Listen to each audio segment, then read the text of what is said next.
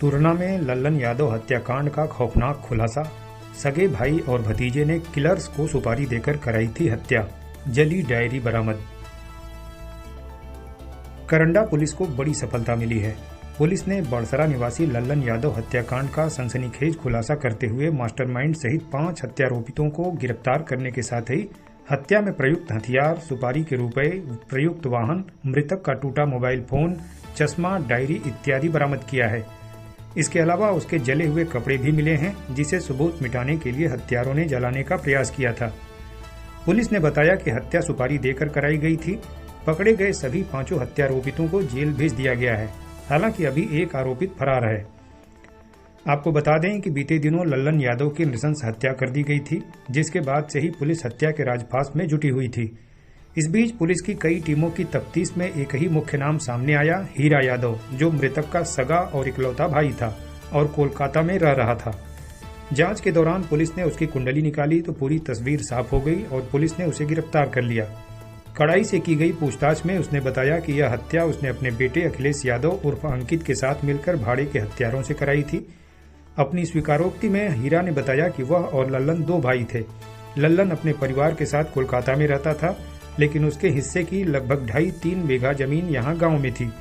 उसने बताया कि लल्लन अपनी जमीन बेचने के लिए गांव आया था, लेकिन हम चाह रहे थे कि वो जमीन वो हमें अपने औने पौने ही दाम पर बेच दे, जिसके लिए हमने उससे कई बार कहा भी, लेकिन वह नहीं माना। इसी कारण हत्या का प्लान बनाया गया। हीरा ने बताया कि इसके लिए अपने पूर्व परिचित बदमाश छोटू कश्यप और धर्मेंद्र कुमार को सुपारी दी थी। योजना के अनुसार छोटू ने लल्लन को पहले फोन कर गांव से बाहर बुलाया, वहां उसे बातों में उलझाया और शराब पिलाने को कहकर गांव से लगभग 15 किलोमीटर दूर तुरना गांव में ले गया। वहीं पर उसकी हत्या कर दी गई। उसने बताया कि सबूत मिटाने के लिए शव को पुलिया के नीचे लगे सीमेंटेड पाइप में ठूंस दिया गया और उसके मुंह पर मिट्टी भर दिया, जिससे किसी को पता न चल सके कि अंदर शव दबा पड़ा हुआ है। लेकिन शव मिल जाने के बाद पुलिस ने जांच शुरू की और सीसीटीवी फुटेज, मोबाइल सर्विलांस इत्यादि के आधार पर गहन छानबीन करते हुए हत्यारोपितों को अंततः दबोच लिया। पकड़े गए बदमाशों की निशानदेही पर पुलिस को हत्या में प्रयुक्त बोलेरो सहित एक फावड़ा और लोहे की एक छड़ बरामद हुई। साथ ही मृतक का टूटा मोबाइल फोन, डायरी, चश्मा और उसके जले हुए कपड़े भी मिले, जिन्हें सबूत मिटाने के लिए जलाया गया था।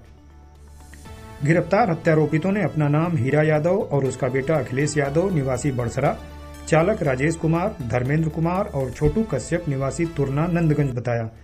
बाद में आवश्यक विधिक कार्रवाई करते हुए सभी हत्यारोपितों को जेल भेज दिया गया।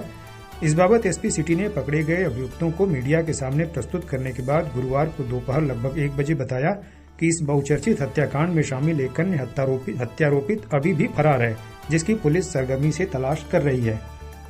ये ग्राम बड़सरा थाना क्षेत्र करंडा के निवासी लल्लन यादव नामक व्यक्ति मृत अवस्था में पाए गए थे थाना नंदगंज क्षेत्र में तुरना गांव के पास।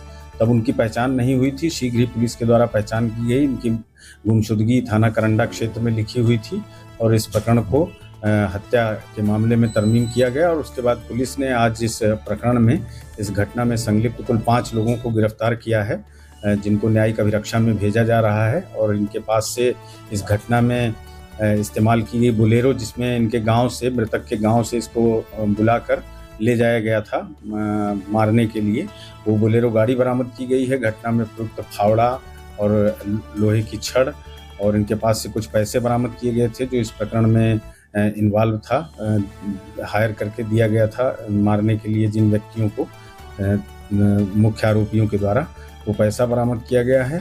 और मृतक का मोबाइल टूटी हुई अवस्था में और मृतक से जुड़ी हुई अन्य कुछ सामग्री और मर्डर करने के बाद जो मृतक के कपड़े आज जला दिए गए थे, उसके अवशेष भी बरामद किए गए हैं। इसमें एक अभियुक्त अभी गिरफ्तारी के लिए शेष है, जिसकी शीघ्र ही गिरफ्तारी की जाएगी। जो इनिशियल इन्वेस्टिगेशन और पूछताछ में आया है, वो ये प्रकाश में आया है कि लल्लन और मृतक लल्लन और इनके भाई हीरा, ये 2 भाई हैं।